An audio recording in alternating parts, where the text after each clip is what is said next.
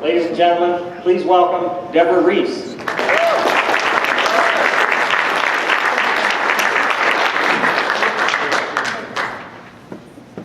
Technology has already allowed many of us to work from anywhere.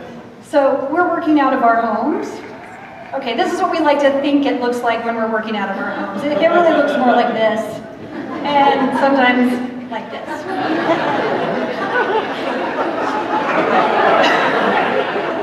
But with the right equipment, a lot of people can literally work anywhere, right?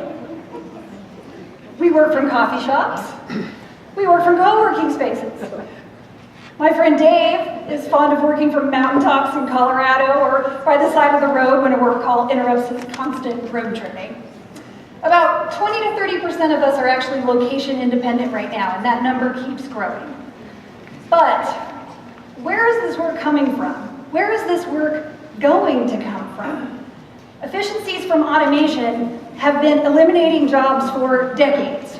We're in a jobless growth period where production is increasing without a corresponding increase in jobs. Traditional jobs are becoming less and less available. Our 6-point-something% unemployment rate is really more like 13% when you include the people who have given up and stopped looking for jobs. A study by Oxford University completed last year concluded that another 47% of our jobs are at high risk of being eliminated through automation in the next 10 to 20 years. So what are we doing about that? Well, entrepreneurial and creating their own jobs, and that's great. And companies and websites like Airbnb and TaskRabbit and Lyft and Uber are allowing us to hire each other, and that's great. You can work as part of the crowd with companies that are crowdsourcing labor and ideas like Amazon's Mechanical Turk or Quirky or GigWalk. But some of these solutions are actually taking advantage of a desperate workforce and paying basically slave wages or having people do the work and then compete for the prize of getting paid.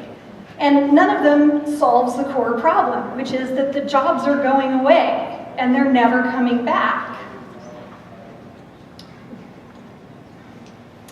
Meanwhile, the people in America that are working full-time are working really freaking hard.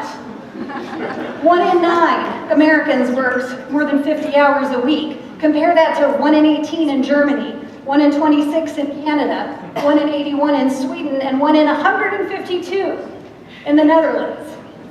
Let's take a quick look at the history of the American work week.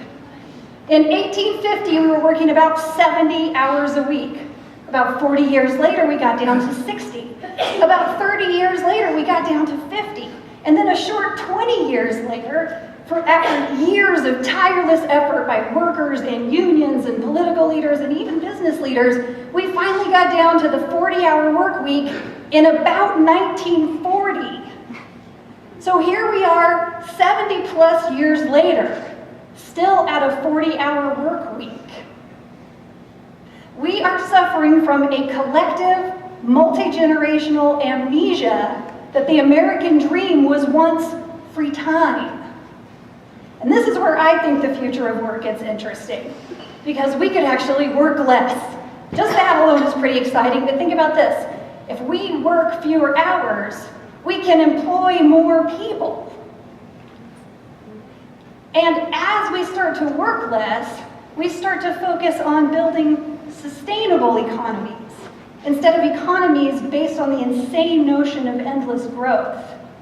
We start to value community instead of consumption. We even start to have a higher quality of life through use and access instead of ownership.